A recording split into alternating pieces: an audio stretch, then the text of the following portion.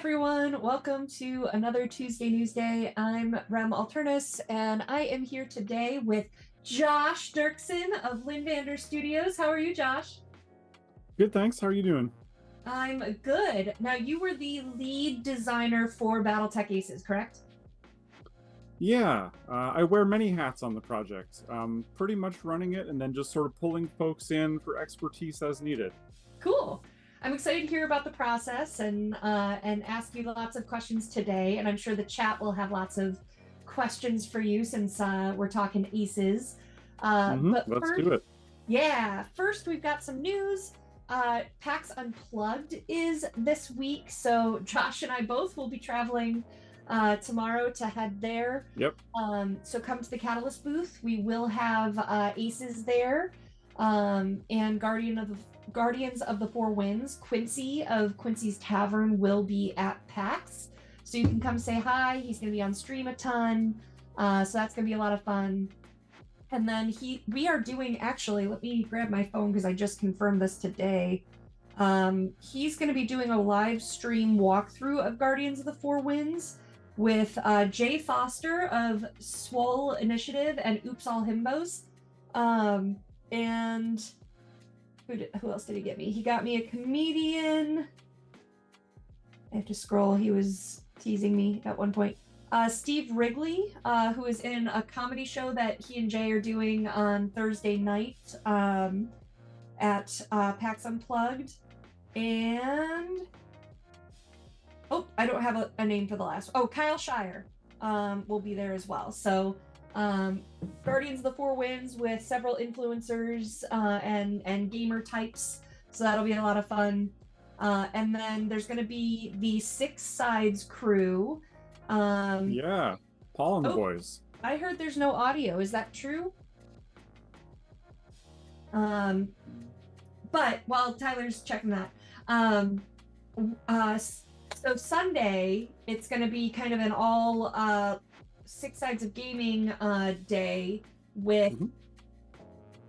Okay, audio's fine. So there's that's my audio. When you have your speakers muted, you don't hear the audio. But we have Sunday, we're going to have aces. We're going to have, actually, let me pull up the schedule. I have that. So, and this is tentative because I'm still finalizing some stuff. Like I found out today that Lauren is not going after all. So I was like, cool, let me redo the schedule for the sixth time. So we've got on Friday. Many cats, they need herding. Yeah. Good Morning PAX Unplugged with Quincy and me. This is Friday from 11 to 12 Eastern. It will be Leviathan's updates, demo, and AMA with me and Bryn. Catalyst chat on Friday as well with Lauren and I. So he will be dialing in virtually for that. So Quincy and Mike's board game hour with Mike Ritchie, the board game division director. Quincy teaches Guardians of the Four Winds with Jay Foster and friends. BattleTech chat with, this is 3 to 4, with Ray Arastia and Randall Bills and that will be, they'll both be virtual. Aces chat with Randall and Josh.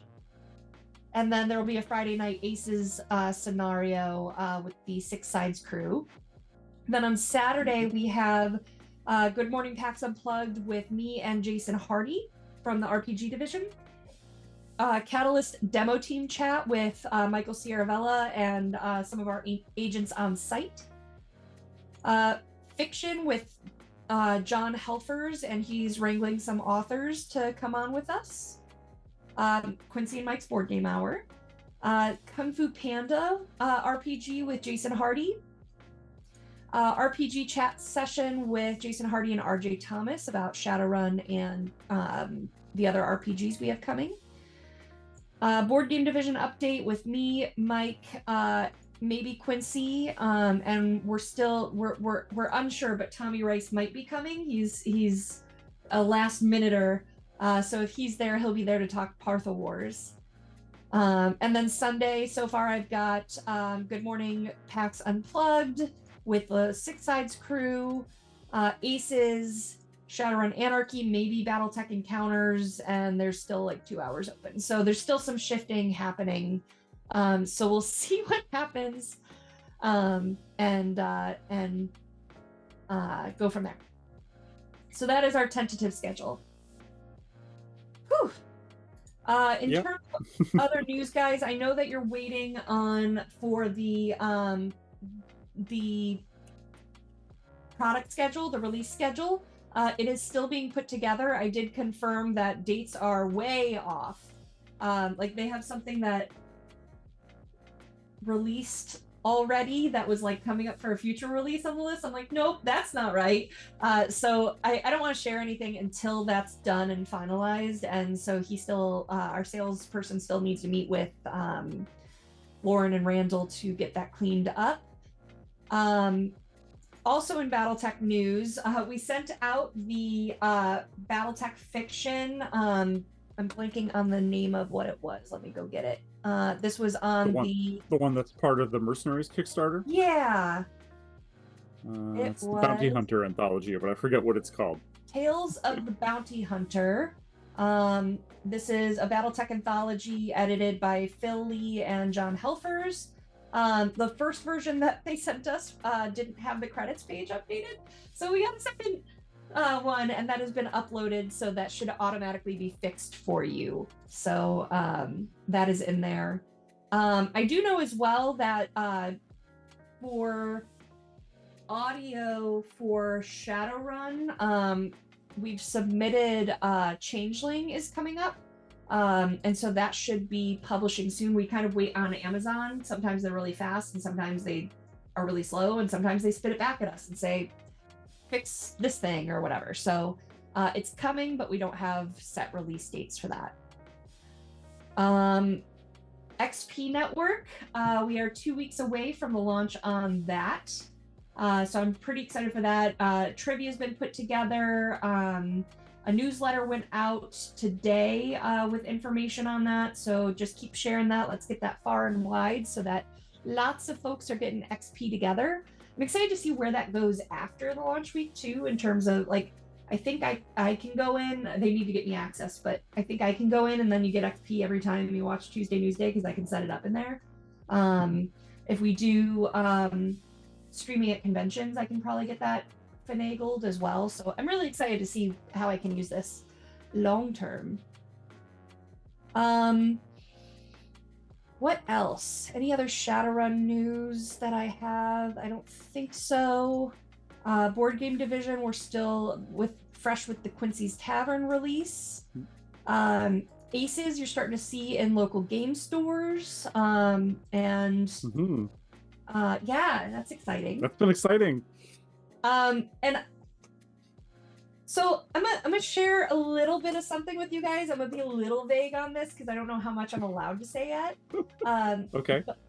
But on Sunday, we pushed through an update that updated our online store.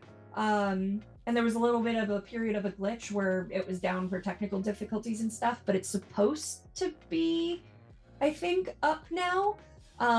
But we are launching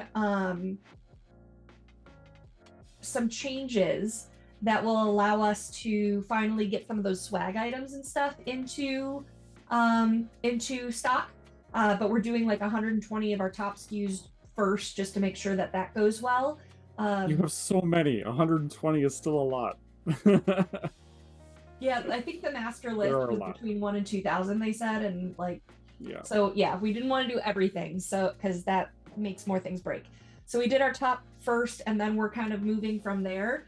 This is the first step in those, or the first executed step in those changes that will allow potentially, that's from what I'm told, to fix some of the very high price of international shipping. So I'm very excited for this. I'm hoping that I can share more once I have Lauren on at PAX Unplugged about what's going on there, but that's all I'm really allowed to say. What else? I'm trying to think if I think I've got everything. I also need more detail on this that I will be getting at PAX. but we put this in the newsletter as well. There are BattleTech and Shadowrun Christmas ornaments, and they are going to be free with purchase. But I'm not sure what the minimum is or the requirements of that yet. But they are going to be at PAX Unplugged and then go onto the online store while supplies last. So that made the highlight for me in this morning's email. I posted that to the local. I'll just share a low-res picture from my phone. I'm so glad. They're in the email. Yeah, I think people will get excited about it. And there are Shadowrun ones too. There's the Shadowrun ones. Awesome. So I'm excited to see how those do. That'll be a lot of fun. And then PAX Unplugged usually is our big stream for like what's coming in the next year. I'm a little I'm always excited for it, but we're like right in the middle of contracting several different things. So there's like a lot that we can't quite talk about yet, or like that haven't quite gotten the momentum to like really make it exciting. So there isn't as much news as I would like for some of our new kind of stuff. But I'm hoping that Randall and Ray have some really exciting stuff, because Randall always goes all out usually when he comes to PAX Unplugged and shows us lots of what's coming for BattleTech in the upcoming year. He unfortunately can't make it for a family emergency, but he is going to come stream virtually with us. So I'm still hoping that it's fun and special, but we'll see what happens. I'm told we might not be able to get video for our virtual guests because of bandwidth with the internet connection and stuff like that. So if needed, maybe what we can do is get photos in advance and then pull those up while he's talking about them. So we'll see. I'm sharing what I can with you guys because it's a little in the air this year. With flights and everything, it's been kind of rough with flights getting canceled. Okay, by the way, fun fact for one of our team, when in Germany, I shared how I saw a post that Mike Ritchie, our board game director, got bitten by a pony. And his news today is that his plane was delayed because they weren't letting them board because the previous flight that plane did, the plane got struck by lightning. So they had to check it all over and everything. This guy's luck this year. So let's all hope that Mike makes it safe to PAX Unplugged. I think if I heard that, I'd be like, let's do a rental car. Yeah, something. Yeah, but so that's a long drive. Yeah, it's like 12 hours for him. Yeah. All right. Well, Josh, let's circle on back to you. Sure. Now, Josh, let's start with BattleTech and Shadowrun. When did you first get into these games? Let's see. I was literally introduced to BattleTech under the guise of, hey, you should work on this thing. This is a game you should know about and you should play. Tommy, I think, was really the onboarder there. He had played the video games. I had not seen anything BattleTech since like the MechWarrior 2 days. I think I played it for all of 5 minutes on a friend's PC. And always kind of knew that it was there, but to be honest, the original art style back in the 80s didn't really click for me. And coming back to the game now, you can look this up. I mention this every time, but Randall himself taught me how to play the game on stream. It's on YouTube. You can find us playing the Alpha Strike box set. Awesome. He introduces the game to me, and no one will be surprised that Randall's dice utterly betray him. But that's one hell of an onboarding into a game that he's super passionate about. Couldn't ask for a better teacher. And so it was not a very big jump from there to taking a lot of the stuff that I had worked on either by myself and self sort of distributed and then done for other publishers in the sort of cooperative miniatures game space between Star Trek Alliance, Dominion War, and Snapship's Tactics. It was not a long skip then to be like, well, could we do something like that for BattleTech, and maybe we should start with Alpha Strike because it's a little more manageable. Awesome. And that's kind of how that just like all layered in. So a couple things on that. First, when Josh or I mentioned Tommy, I mentioned Tommy Rice earlier. He's the former NFL current actor that is doing Partha Wars. We've had him on various streams before. This is Different Tommy Tommy. Gofton, who is the owner of Lynnvander Studios, Six Sides of Gaming. He plays Chronostatic when we do World of Shadows, and is all over the place. So probably for the rest of this stream, Tommy is going to be Gofton. I suspect so. Yeah. And second, like, mentioning that you got to learn to play with Randall, I like really want to take a minute to like bask in that a little bit, because I think we've been lucky enough that I had someone at Gen Con that is a longtime friend of mine. I took a break. We took a commercial break for stream, and he gave me a big hug, and he's like, "You're GMing for B. Dave Walters," and like I didn't realize that was as huge of a deal as it is to some people. So like getting to learn and play with Randall on a stream and stuff like that is really exciting. So yeah, it was kind of a bizarre experience because again, I know almost nothing about the IP. He's pitching it to me, and I remember there were some comments on the stream like, "Who's this guy Randall's playing with?" and like, why? Yeah, right. I did, however, find out later that Randall and Bryn had played a whole host of different miniatures games during the pandemic as like a professional development thing, and the Star Trek Alliance box set that I had made with WizKids was among their like favorite games of that block. They were really enamored with the automated opponent, and I think that was really the like, oh, this guy actually could do it, not just Tommy Gofton saying he can do it and that Lynnvander can do it, but like, no, actually we've played some of his work and like it's real good. Awesome. So. And Lynnvander Studios has done other games for Catalyst. Can you name those? Yeah, I was actually looking at the shelf up here a moment ago. So I think it all began with Shadowrun Sprawl Ops. We actually met the designer of Sprawl Ops, Dylan Bertolo, through that project, and he ended up doing a lot more work with us afterwards. That was really sort of our first... I mean, Tommy had known Lauren and I think Randall for quite a long time, but that was really the first time that our two companies worked together. We then did Super Camelot. I think that was the second game we did with Catalyst. And more recently, Shadowrun Takedown. Although that one... Where is that one? Because it was a while ago that it was on my plate. Yeah, the domestic shipment is here. It's going to be fulfilling after we finish with the last wave of mercenaries. So we're hoping by the end of this year. And then international still needs to ship to those hubs and stuff like that. So cool. So in progress. Yeah. Fulfillment happening. The briefcase is really cool. Sweet. Yeah. Randall did send me a production copy of the game. So I have opened it and looked at it. It's pretty good.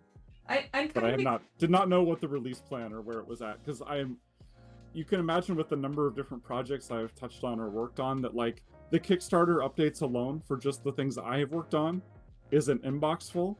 Yeah. Never mind the stuff I'm like actively following or backing. Fair.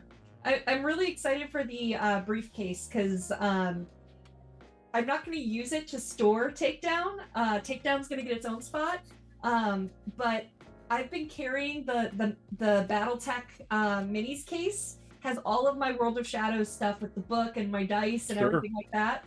And I'm like, I should probably put my Shadowrun stuff in a Shadowrun thing, but there's been no box. So I'm really excited to switch that out. My suitcase is going to be very heavy. I'm sure soon enough there will be a Shadowrun shaped container for your Shadowrun things. I think so.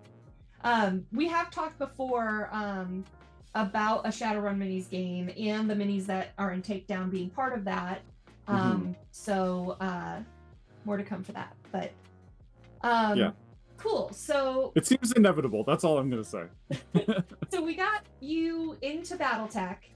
You had done some of the AI work on other projects. So I guess like how did the idea for Aces come about, and how is that pitch done? Like how does this become a thing that we're gonna do?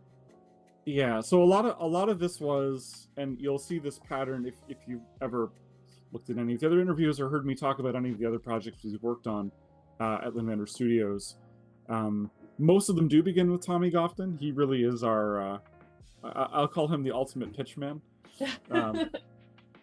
But basically, he and Randall had this conversation at length, and I think sort of behind my back, Tommy did a lot of like pitching that we could do this and that I would be good for it, to do it. And so I don't really know a lot of that story. It was more along the lines of, well, hey, we should really do a proof of concept, because like we're pretty sure it can work, but like, man, this is a very different kind of game than all of the other games you've made automated opponents for. The biggest one is that like Alpha Strike uses a tape measure.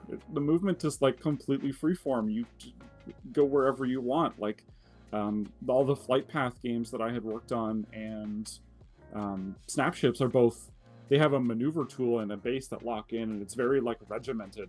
So there's some inherent geometry there that you can sort of leverage as an automated opponent in ways that like human players, unless they're very experienced, don't really think about. And there's some cool ways that you can get the automated opponent to do stuff as a result of how that works.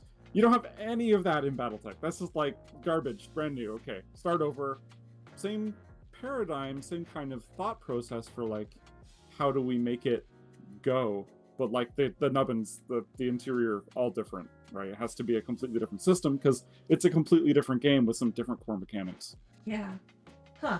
I realize that's a little bit of a non-answer. If I'll go a little more specific, I will just say that we put together that beta deck that was available on the Mercenaries Kickstarter in one of the updates. Yeah. That was probably about 2 months into development on the project, and getting a round of public playtesting on it, even that early when it was still pretty raw in the middle, was awesome for just sort of seeing where the edges of the sandbox might need to be for a first release. Yeah. Okay. All right. So, so in the process, you've been developing this, and we've made it all the way here. How do you pitch BattleTech Aces to someone that doesn't know what it is? Yeah. I'll lift the copy from the back of the box, which is cheating. Extremely succinct, however, and we did a lot of work to get it that way. Really, there's 2 things in the box. The first is, if you would like to play Alpha Strike either solo or cooperatively with your friends against an automated opponent straight out of the box, any game of Alpha Strike you care to play, there are decks of cards that can drive an entire enemy force against you. So every time it's time to move one of those models, you draw a card. It tells you how that model behaves, what it wants to, where it wants to move to, what it wants to shoot at, and some additional concerns. So, automated opponent. That's big thought number 1. Big thought number 2, and this was not in the original scope of what was pitched, entertainingly enough. The original scope was, hey, we should do this automated opponent so that you can play Alpha Strike co-op. But I said, like, you know, that's like having a really nice set of clothes and not having a fancy event to go to. Like, you have the tools, but you don't have the occasion. And so my real drive was, in talking to Randall about BattleTech and just sort of understanding why the tabletop game is the way it is, how it grew to be the way it is. I didn't appreciate this at the very beginning, but like, narrative is such a big part of BattleTech, and I almost like narrative first in a lot of ways, for how the entire setting moves.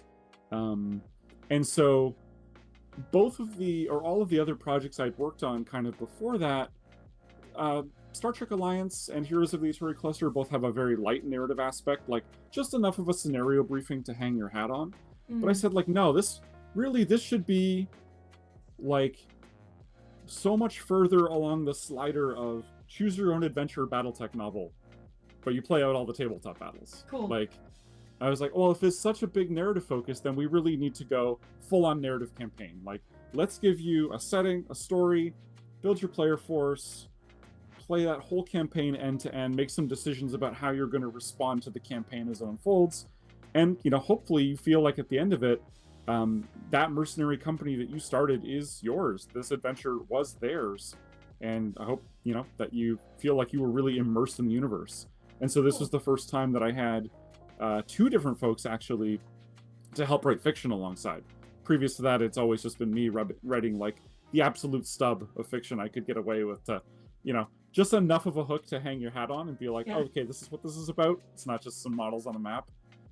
But having Dylan Bertolo do the architecture of the branching story and how the different scenarios fit together at a campaign level, and then having Russell Zimmerman actually come in and do the fiction, and actually John Helfers do editing as well on top of that. So awesome. There's a lot of people involved on the fiction end from Catalyst, and I got to benefit a lot from all of that expertise. Cool. Now, what all comes in the box? And I know I'm kind of leading you here anyway, because you have painted minis to show. Yeah, well, we'll show those actually separately. I've got them out of the box. Box has... It is quite the laundry list of things, and this is the other thing that happens. When you make a BattleTech box set, everyone goes, well, it should have that, right? This is why there are asset cards in the box for Classic, even though there's no other Classic content. But basically, yeah, you get 7 new mechs, 2 new hover tanks, cardboard tokens for a whole slew of like APCs, infantry, elementals, stuff that if you've got the Mercenaries box set, you'll be familiar with, very similar stuff.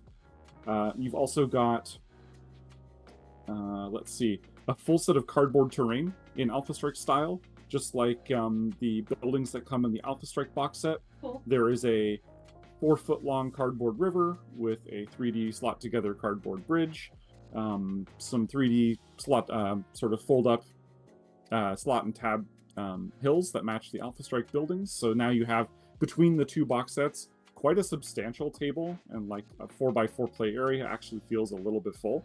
Cool. But it gave us a lot of variety to make a terrain set that matched the setting of the campaign, but also like, just here's more cardboard terrain, because that's one of the most popular things about the Alpha Strike starter, in my experience. There's a few other things in there too, namely like, all the Aces decks that drive all the stuff. There's about 115, 112 cards, I think, for Aces. Okay. 10 of them are commanders, so those drive like how the force of models behaves versus the individual mechs. And then there's some special orders and stuff. You kind of touched on this, but just to be super clear, even though Aces is a new way to play, you can still use all your mechs from other box sets and stuff like that? Absolutely, yeah. So the 9 models that come, and the cardboard tokens that come in the Aces box set, Scouring Sands, are meant to be the opposing force for the campaign. The campaign is set in the Oakland era. It's, I believe, I'm going to get this wrong because I know we've gone back and forth on this a couple times.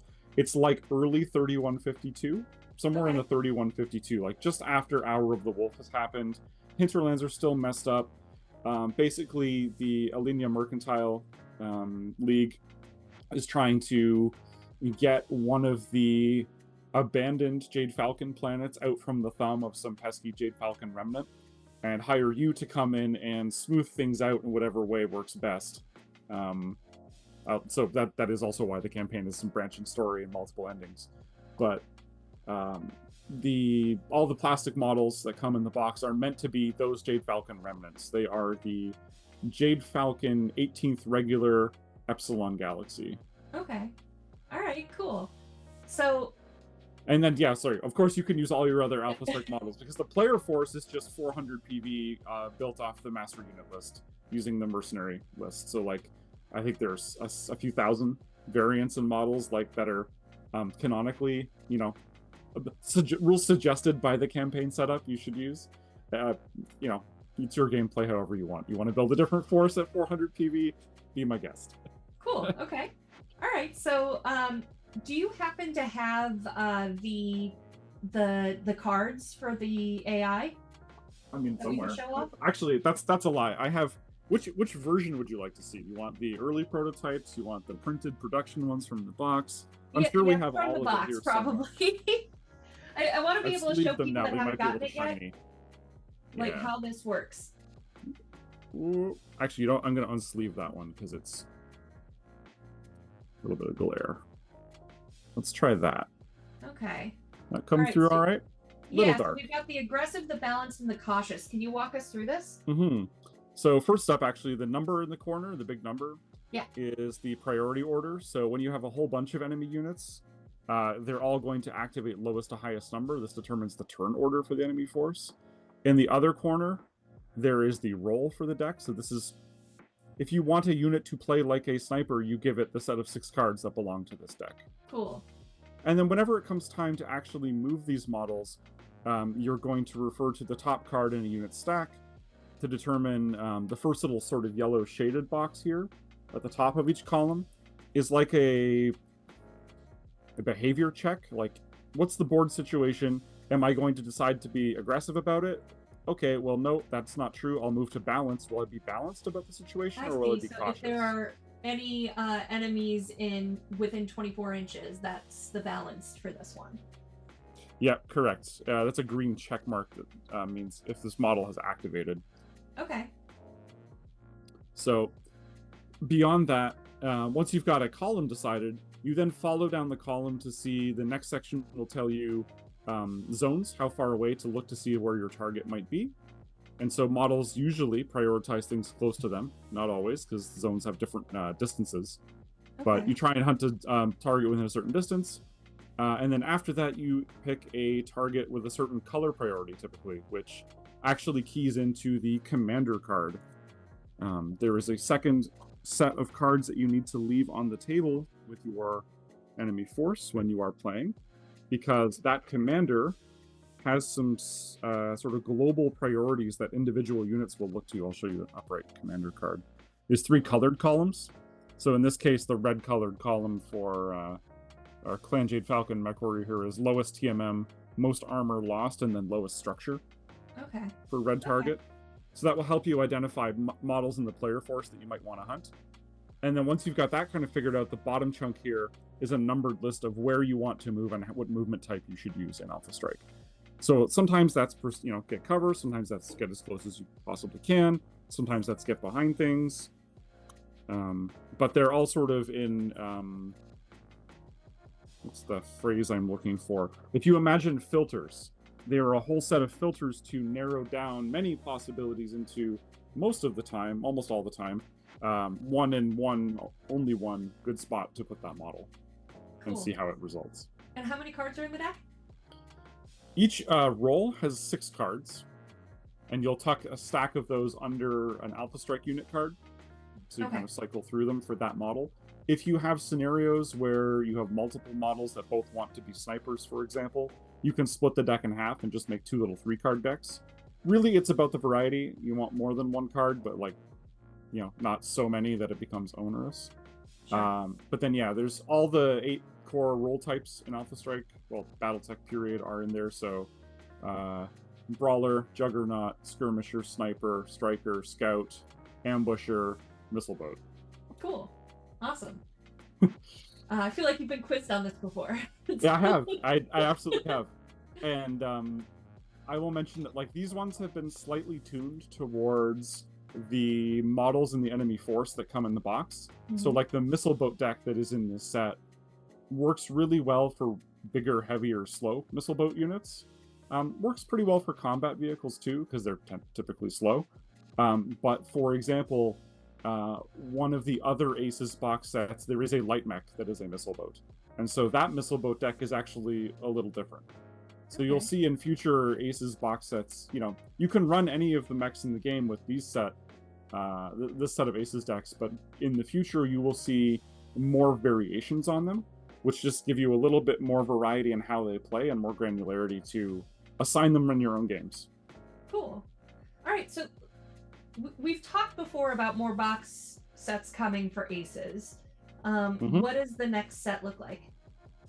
The second box on the release schedule is called Snowblind. It is also set Ilclan era. Actually, all 4 of them are set in about the same time period, but they're all in different parts of the Inner Sphere.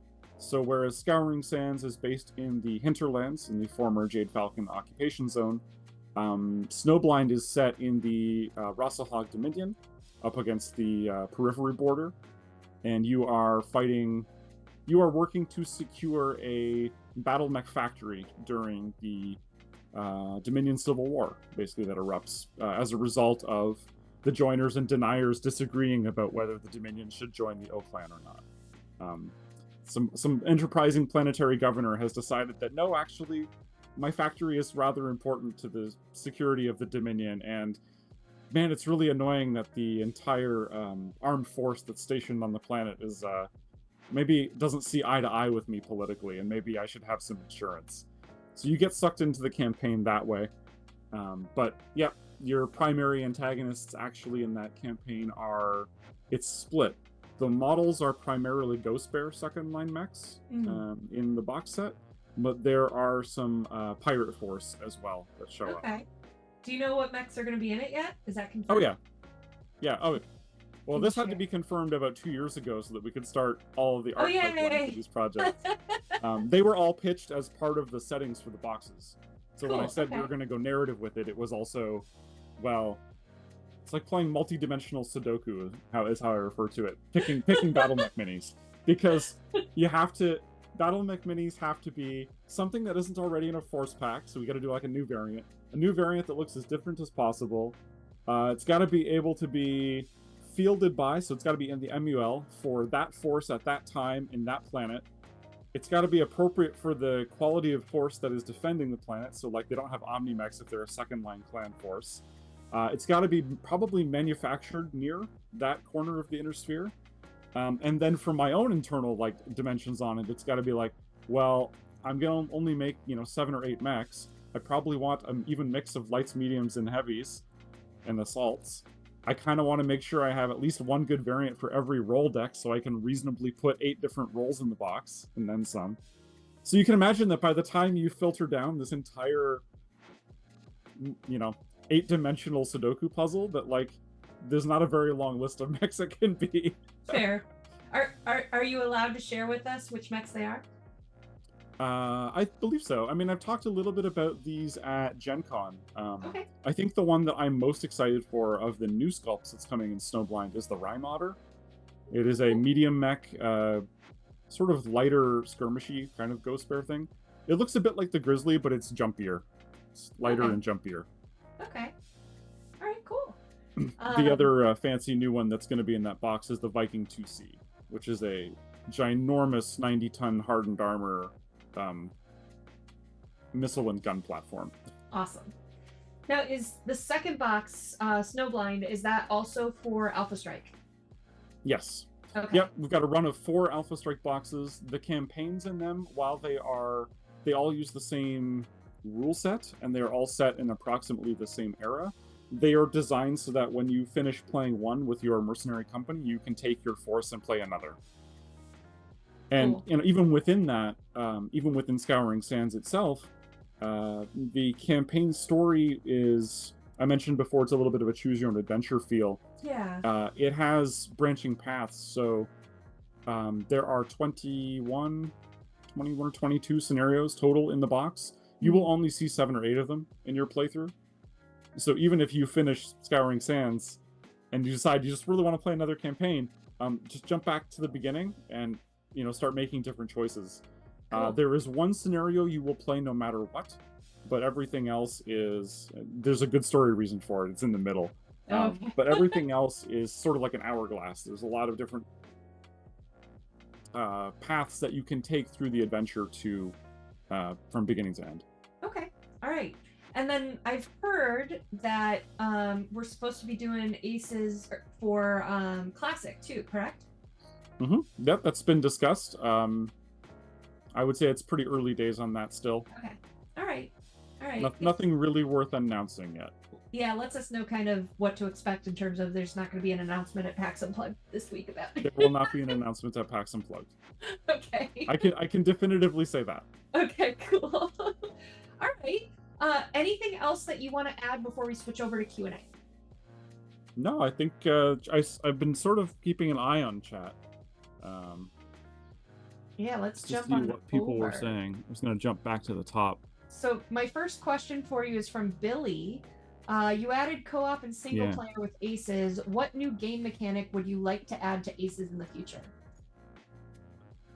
So 4 box sets in, and again, part of the advantage of pitching them as 4 box sets meant that we got to pick 4 totally different biomes, 4 totally different opposing forces. So different scenery, different Aces decks tuned different ways, different commanders. Like, the amount of Alpha Strike fold-up terrain that you will have when you have all 4 boxes in hand is a little terrifying.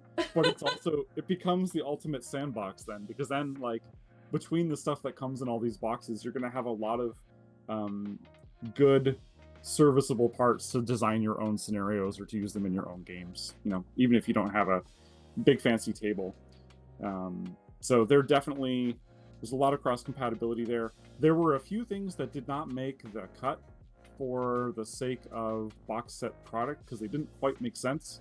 One of the things that's near and dear to me in Alpha Strike is actually aerospace. I asked this question at KerenskyCon. I asked all the Kerenskys who had ever played with aerospace fighters in Alpha Strike. No hands went up. So it's the last 5 or 6 pages in the Alpha Strike Commanders Edition rulebook are for playing with aerospace fighters in Alpha Strike. I will just say this, if you've never played it, bust out your Shylone from the Clan Invasion Kickstarter and try it. It's actually really cool.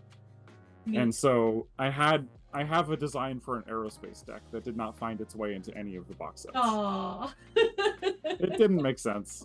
Aerospace is a little too weird, but I think there's a lot of possibility.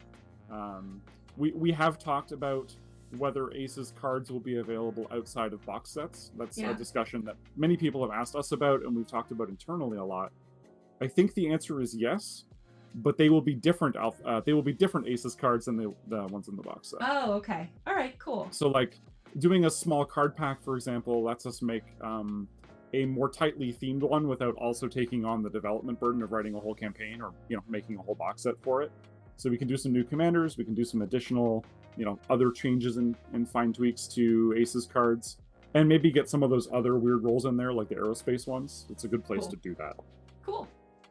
Now, Dirk asks, question to the future of Aces, will the card sets from future box sets be combinable?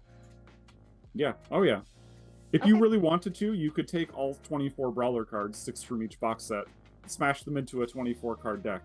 You would probably, it would be a little bit less predictable because there's just, those 4 Brawlers are all tuned a little differently. So that guy would be like, oh, wow, I don't really understand what he's going to do. He's going to be a Brawler, but he's going to have some very different ideas moment to moment about what he might be doing as a Brawler.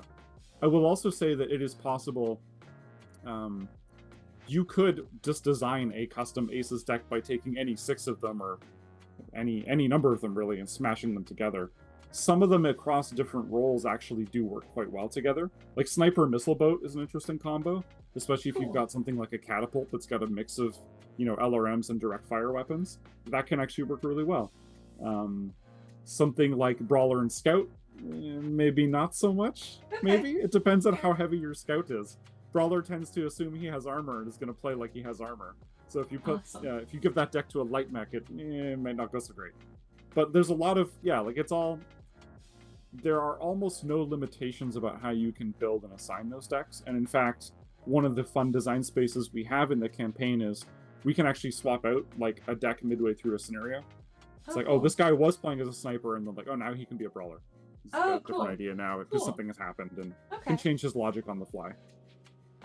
Takeo asks, rule of get closer to does not say it includes having the target and attack range. But if you don't treat it that way, the unit would often run behind a building. Is that correct? Opening the rule book, cracking it open. Yep. So, any card that's going to have get closer to, look in the back cover here, there's an attack range icon. That's the little eyeball with the crosshair in the middle. Any card that has get closer to is almost certainly going to have that icon, which means as part of your target selection, you're only going to look at things that you actually will be able to fire on. Cool. There are a few places in the game. I don't know if any of them are in Scouring Sands offhand, because we're now about 300 cards deep, and I don't have them all memorized. I have some of them memorized. What? The mother of all spreadsheets drives this project. But no, so there probably are, I won't say there are none, because there probably are some, cards that have more cautious type play that also include a target icon like that, in which case yes, you're correct. There will sometimes be moments where, like, yeah, you'll want to advance toward the target and stay hidden because there's nothing to shoot at. Okay. Takeo Kurita asks, is there a very rough time plan already for the second Aces box? Before you answer that, I'm going to say that what Josh knows, because they deliver to Catalyst, and then Catalyst has all the production and everything to do. So this is not like Josh turns it in and it's going to be ready 2 months later. Like, well, actually, so that might be true for some of the stuff we've worked on, and certainly that was true in Shadowrun. One of the things that Randall and Ray were very interested to try with Aces was actually not having Catalyst production staff do layout. So the Aces Scouring Sandbox is actually not only like a lot of the design and development by me, but all the graphic design is actually me as well. I had some guidance from Dak, the usual layout guy over at Catalyst, to get that BattleTech style. But when we deliver finished product to Catalyst, it's pretty well finished. But we still have all of manufacturing, yes. And the models need to be like the molds need to be made and everything else. Like it's. I will say that from everything I have heard internally, and certainly where I know Snowblind is at in terms of development, I would say it's probably 95%. Like it's pretty well there. Okay, good. I have not seen renders for miniatures yet, but I know where they were on the production pipeline internally. So it's all in process, and I know the goal was to kind of get these out on a fairly regular clip, and I think we're very much on target to do that. Yeah. And it won't be another 2-year wait for the next box in this set. And as soon as we get that production schedule done, we should be able to have a more close estimate, but knowing that things fall behind all the time. So, another question from Billy. After the first 4 boxes, what faction would you like to use? So I actually, when we pitched concepts to make box sets, in the beginning there was 1 box. And then the narrative discussion happened, and then we pitched 3 boxes. And then Randall said, well, actually there are 4 Ilclan era source books, so it really should be 4 boxes. And in the process of doing that and looking through those source books for hooks and seeing what made sense I did the multi-dimensional Sudoku puzzle more than 4 times. I did it for some other boxes that we pitched and didn't use. So there are some cutting room floor scraps, if you will, at least conceptually, of like these minis, this box, this setting, this planet, like all that. Some of that I'm very interested in. I would actually like to go into some other eras, as much as I like Ilclan. I would love to see more stuff with the Word of Blake. Cool. And there was a moment actually where I pitched some additional Word of Blake type stuff, including an adventure that was not set in Ilclan. Ooh. So maybe, you never say never. Like all of these, the sky is the limit, apparently. Cool. Awesome. Takeo Kurita asks, are there any plans to bring digital add-ons for Aces, like another campaign or some more missions? Let's see. Nothing is official or confirmed. We've had some development discussion about it, with one exception that I actually would like to talk about, and that is the Fox Network boys over at Six Sides of Gaming are developing with... I've been doing some consulting with them to kind of help them streamline this and get it presentable, but they have been developing what we are calling Aces Legacy, which is a tournament. I say tournament in air quotes, but an organized play kind of format that is like a three scenario mini campaign that you would play over the course of a single day, like you would a tournament. Oh, cool. But it's you and your friends against a game master who runs the opposing force. Okay. For the 3 adventures. So there's a whole set of stuff that we've been talking through about that. Like the scenarios that get used for that adventure would not be from Scouring Sands or other Aces boxes. They're original scenarios. So there is new content, and I don't necessarily know what will happen to those after they've been done as events, but I imagine they will be published in some kind of PDF form. Cool. Awesome. Kickstarter question from G Stillings. Any updates on when we might see replacements for Kickstarter mechs for the salvage boxes that had tanks in them? Salvage boxes, as predicted, sold out. So they are being reprinted, and then we'll get those fulfilled. So it'll take a little time, but we do have it on the list. Conventions. Gus asks, will there be any BattleTech releases announced at PAX? I am assuming so. But Randall always surprises me. Usually at PAX, what he does is he bustles around right before we're going to be on stream and like brings out a ton of crap and sets it on the table. And I'm like, this is a lot. So it's always a surprise for me. Yeah. He's gonna have to have a proxy to do it too this year. Apparently. Yeah. Now it's gonna be virtual, so we'll see. I would won't actually have like the to same tack Christmas on excitement. Can I tack on a follow-up question there, which is, will we get the 2 Karita Force packs at PAX Unplugged? No. No? I don't think they're here yet. I think those got pushed actually because of shipping, I think, or manufacture. I don't know. They were at Essenspiel, so I don't know if that's a distribution thing or if those were like air freight. We airship some of those in. If it's there, it's news to me. Fingers crossed, everyone. My local players included. I mean, it was also news to me that Lauren isn't going to PAX Unplugged all of a sudden, so you never know. So it's possible, but I haven't heard anything about it. I think Aces is the big thing that they were bringing, but I could be wrong. Who knows? I'm excited for that to be the case. Yeah, I usually what they'll do for the pre-releases is like they're still in manufacturing. I just knocked a bunch of stuff down. They're still in manufacturing and everything, but if they've got some ready early, then they'll just airship that quantity kind of thing. So, unknown. Coolio. You're welcome. Let's see, what else do I have? I think we, this one.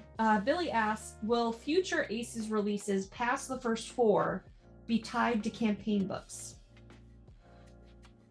That's a great question. At the moment, all of that development is done by 2 separate teams with like no overlap.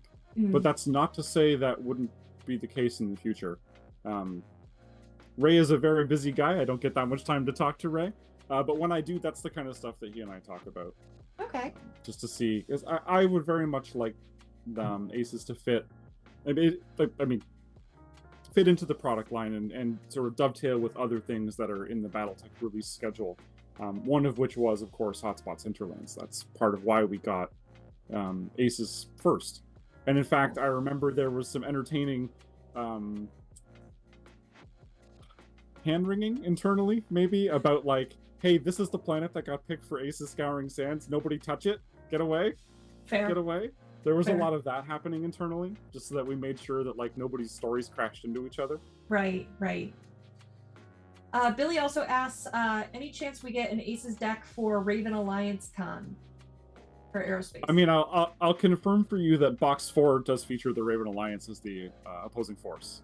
Ooh, spoiler. So they're in there. They make such good baddies, and like, man, they have so many cool toys in IlClan, and they have not really been fighting too many people. So if you haven't read IlClan's Eyes Only yet, I suggest you dive into that source book, because there's so much good stuff Raven Alliance-wise happening in the story come 3152. And I really wanted to go that direction with the IlClan's Eyes Only tie-in. It's just, I'll mention this briefly, it's not set at Terra.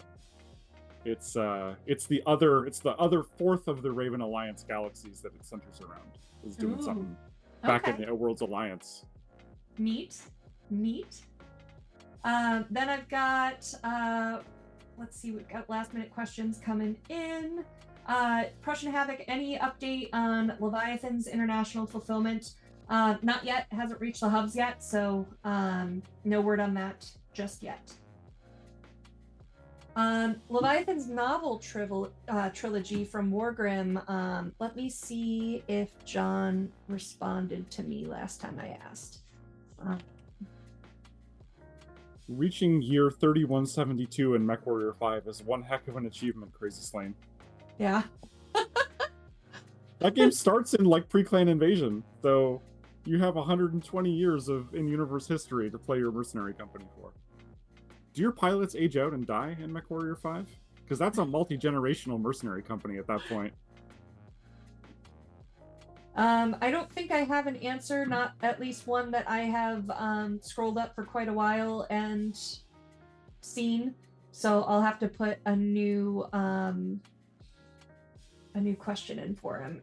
He is traveling to PAX though today, so I will not be able to get a story or get an answer from you right now.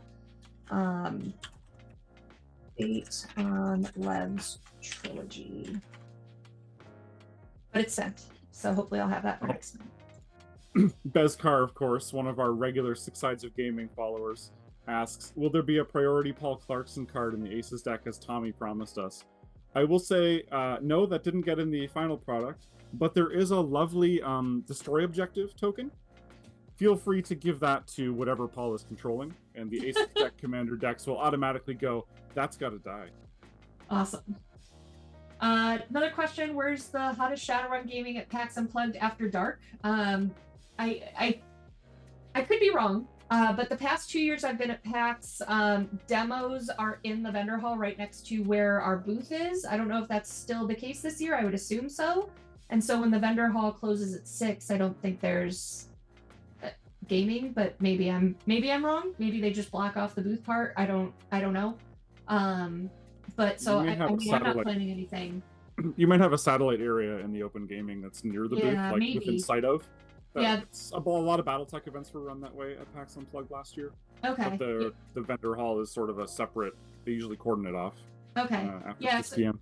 The PAX Unplugged events page is going to be the best place to find if there's going to be any after hours stuff. What else do we have here? I think that is all the questions. A lot of appreciation for your work, Josh. So thank you so much for all that you've put in for this. People are really excited. Yeah, it's been it's kind of amazing to hold the finished product after it's been probably 2 years, almost full time for me, I would say. 2 years development on Aces as a system. So this box set, not 2 years, but like the whole business end to end, probably 2 years now. And It looks like going to be at least another 6 months yet by the time we get the other boxes done. And out. All right, fair enough. Lorcan's being silly in chat. Thank you guys for being here. I think next week is... I don't remember who my guest is lined up for next week. It might be Keith again, or maybe he's after XP Network. I don't know. It's confusing. It's a surprise. You'll find out when I do. But thank you guys for being here. Josh, thank you so much. I'm excited to chat more with you and see more of Aces at PAX Unplugged on stream. We'll be there. Awesome. The Fox Network boys have brought a bunch of scenery, actually. So they took it upon themselves to make full-on foam hills that match the Aces box set ones. So they've got cool. Sort of blinged out version of the Aces box set. Awesome. And we'll play that, I suspect. Cool. Awesome. All right. Well, thank you guys so much. We'll see you next time. Bye.